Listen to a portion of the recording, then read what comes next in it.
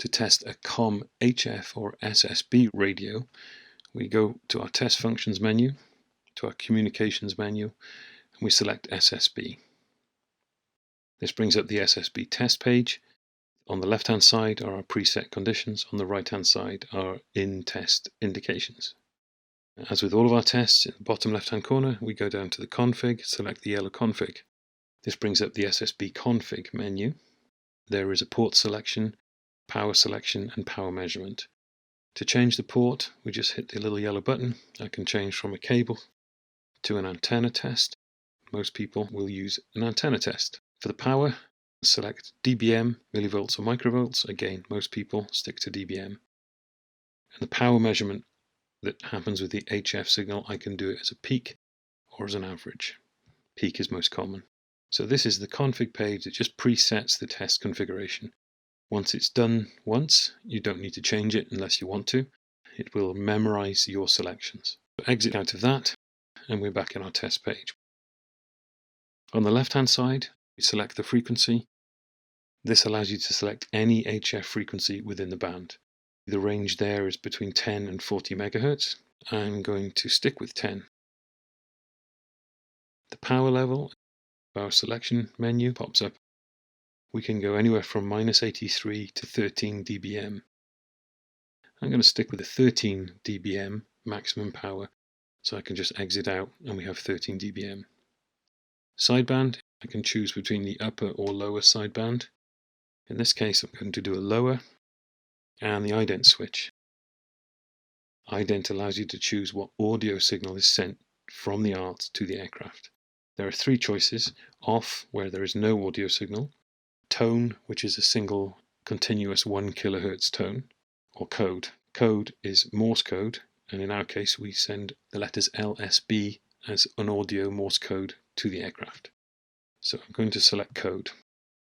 The left hand screen is done. If I exit out of this screen and come back to it, everything will be remembered.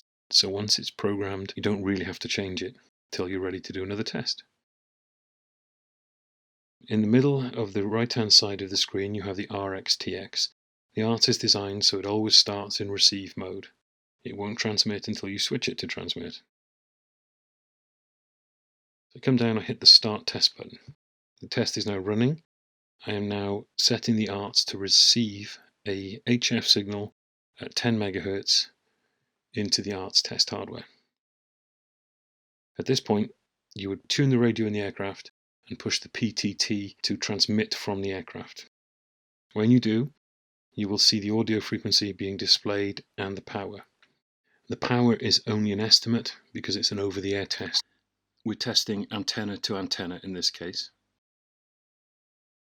In order to test the transmission into the aircraft, I switch that receive TX to the TX. You see it goes green. Now I'm transmitting at 10 MHz at 13 dBm on the lower sideband with an Ident Morse code to the aircraft.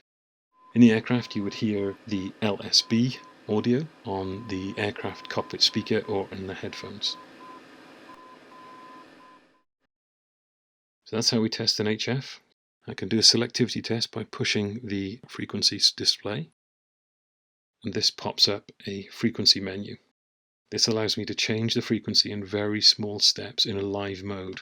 So for example, I can take the 1 kHz up at 1 kHz at a time, or I can do 10 kHz at a time. This is doing our selectivity test. If I exit out of this, you'll notice that the master frequency goes back to 10 MHz. Same thing for power, for sensitivity. I push the 13 dBm indicator. This gives me control over the power. I can now drop the power down or take the power up by 1 dBm steps. I can take it down until the radio switches off. A standard sensitivity test. If I exit out of here, again, the value of the main signal goes back to the normal selected level. So sensitivity and selectivity can be done very quickly and very easily while the test is being run. At this point we're going to stop the test. I'll hit the stop test button. ARTS is now not transmitting or receiving, and I can exit back to the test functions menu.